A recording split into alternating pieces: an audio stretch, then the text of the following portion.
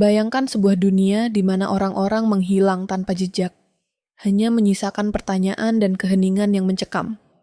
Bagaimana jika saya katakan kepada Anda bahwa di Indonesia, penghilangan orang dalam kehidupan nyata yang mengerikan ini telah membingungkan pihak berwenang selama beberapa dekade.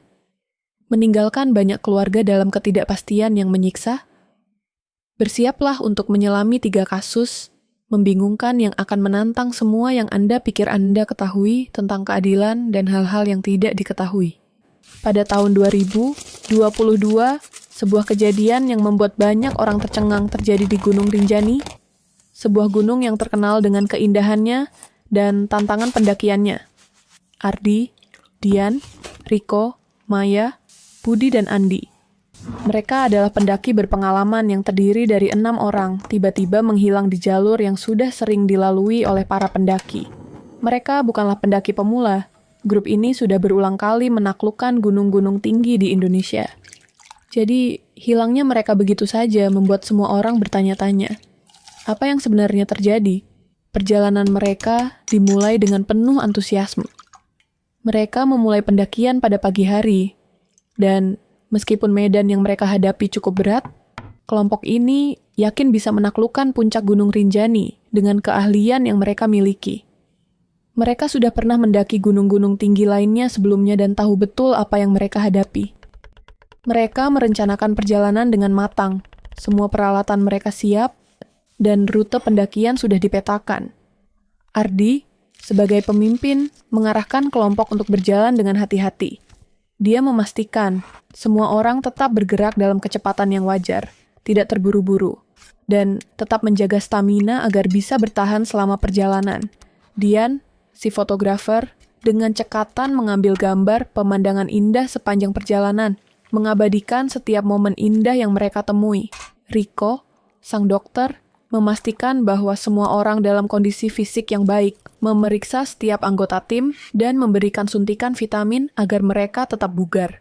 Maya, yang memiliki semangat tinggi, selalu mencoba memotivasi teman-temannya dengan ceria, bahkan saat mereka menghadapi medan yang sulit. Budi, si ahli pendakian, selalu memberikan petunjuk yang berguna ketika mereka melewati jalur yang terjal dan licin. Andi, sang guide, memimpin mereka dengan tenang, menunjukkan jalur yang aman, dan memastikan mereka berjalan di jalur yang benar. Namun, saat mereka mulai mendekati puncak, suasana mulai berubah. Kabut tebal mulai turun, dan angin dingin bertiup lebih kencang.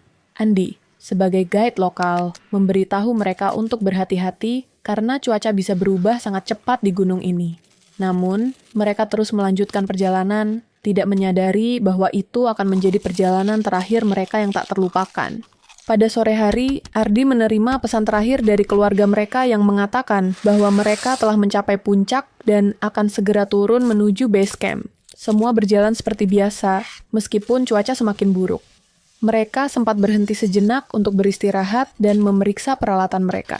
Tetapi, di saat itulah perasaan aneh mulai muncul di dalam diri mereka. Maya, yang biasanya ceria, merasakan sesuatu yang tidak beres. Ia merasa seperti ada yang mengawasi mereka. Budi dan Riko juga merasakan ketegangan yang sama. Dian, meskipun tampak tenang, mulai merasa ada sesuatu yang mengganggu suasana pendakian itu. Keanehan semakin terasa saat mereka mulai melanjutkan perjalanan turun. Kabut semakin pekat dan jalur pendakian semakin sulit untuk dilalui. Andi, si guide, meminta mereka untuk berhati-hati karena jalurnya menjadi sangat licin. Mereka tidak tahu bahwa saat itu mereka mulai berjalan menuju takdir yang tidak terduga. Beberapa jam setelahnya, komunikasi dengan mereka terhenti. Tidak ada kabar dari mereka. Tidak ada pesan yang masuk, dan tidak ada yang tahu apa yang terjadi. Saat malam datang, mereka masih belum kembali ke base camp. Pihak berwenang segera diberitahu, dan pencarian pun dimulai. Namun, meskipun tim SAR segera diterjunkan, pencarian yang dilakukan selama beberapa minggu tidak menemukan jejak mereka. Tidak ada jejak kaki, tidak ada barang yang tertinggal, tidak ada petunjuk apapun yang bisa menunjukkan kemana mereka pergi. Gunung Rinjani, yang sebelumnya dikenal sebagai tempat penuh keindahan dan tantangan, kini menyimpan misteri yang tak terpecahkan. Hilangnya grup pendaki ini meninggalkan banyak pertanyaan. Apa yang terjadi pada mereka? Mengapa mereka menghilang begitu saja? Hingga hari ini, kasus ini tetap menjadi salah satu misteri besar di dunia pendakian, dan kisah mereka selalu dihantui oleh pertanyaan yang tak kunjung terjawab. Pencarian demi pencarian dilakukan. Pihak SAR yang telah berpengalaman mengorganisir operasi pencarian di Gunung Rinjani menggunakan segala cara yang tersedia, termasuk helikopter, drone, dan tim pencarian dari berbagai daerah. Setiap sudut gunung yang bisa diakses dilalui dengan penuh harapan. Namun, meskipun sudah beberapa minggu berlalu, tidak ada tanda-tanda keberadaan grup pendaki tersebut. Semua upaya seakan sia-sia. Hari demi hari, pencarian semakin meluas, namun hasilnya tetap nihil. Tim pencari mulai memeriksa setiap jalur yang mungkin pernah mereka lalui. Mereka menyusuri jalur pendakian yang sering dilalui, mengikuti setiap kemungkinan yang dapat mengarah pada penemuan jejak atau petunjuk. Namun, yang lebih mencengangkan lagi adalah kenyataan bahwa tidak ada satupun barang yang ditemukan.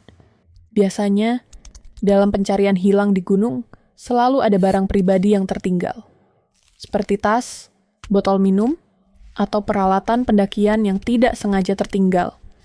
Tetapi kali ini, semua itu tidak ada. Tidak ada jejak kaki. Tidak ada tanda-tanda bahwa grup tersebut telah berjalan di jalur tersebut.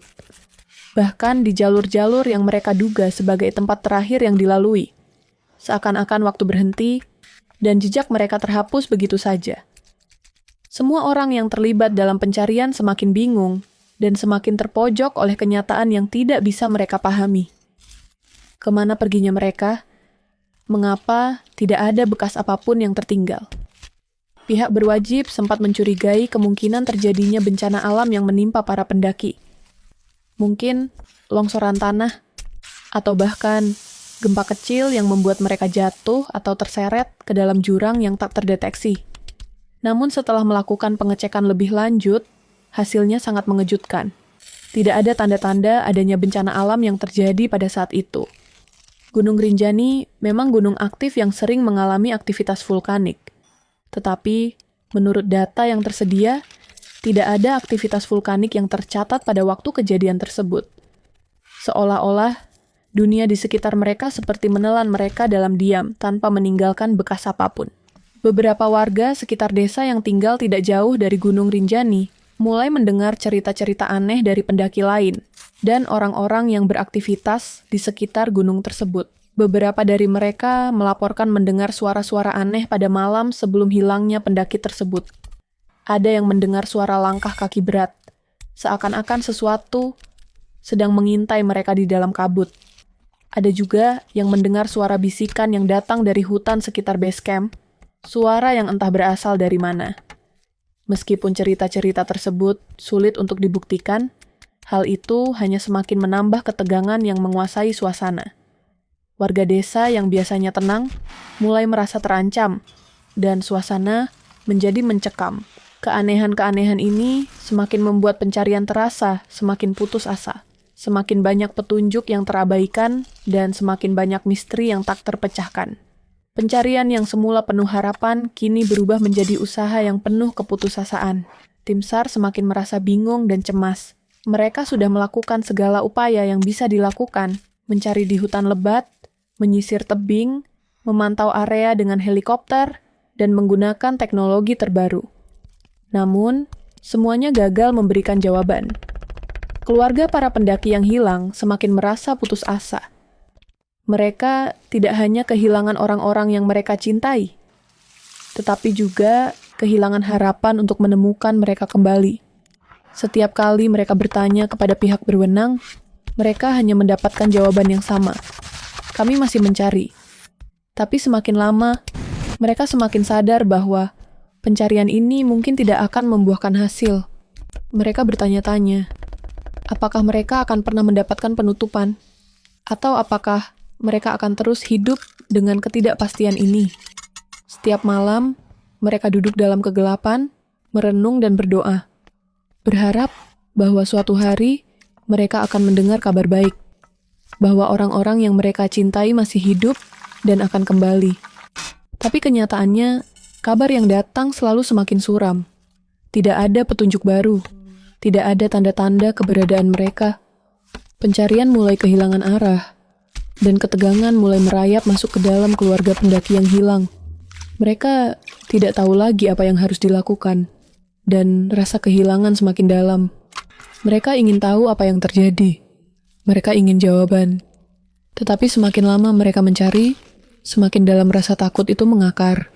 Setiap orang yang terlibat dalam pencarian ini, baik itu tim SAR, relawan, atau keluarga, merasa dihantui oleh ketidakpastian yang tak terpecahkan.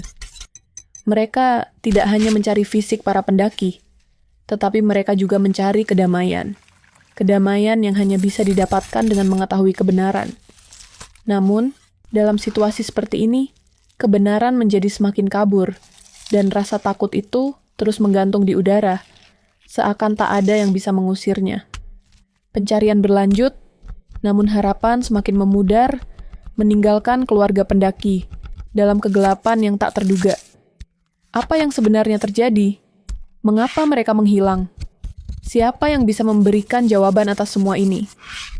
Pada akhirnya, pencarian ini tidak hanya meninggalkan rasa takut dan kehilangan, tetapi juga membekas dalam ingatan mereka yang terus mencari.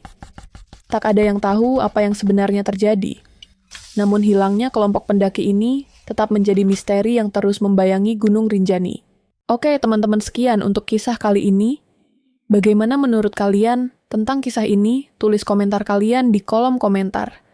Dan buat teman-teman yang baru bergabung, jangan lupa untuk like, komen, share, dan subscribe channel ini. Dan nantikan kisah-kisah horor berikutnya tetap di channel Kenny. Wassalamualaikum warahmatullahi wabarakatuh.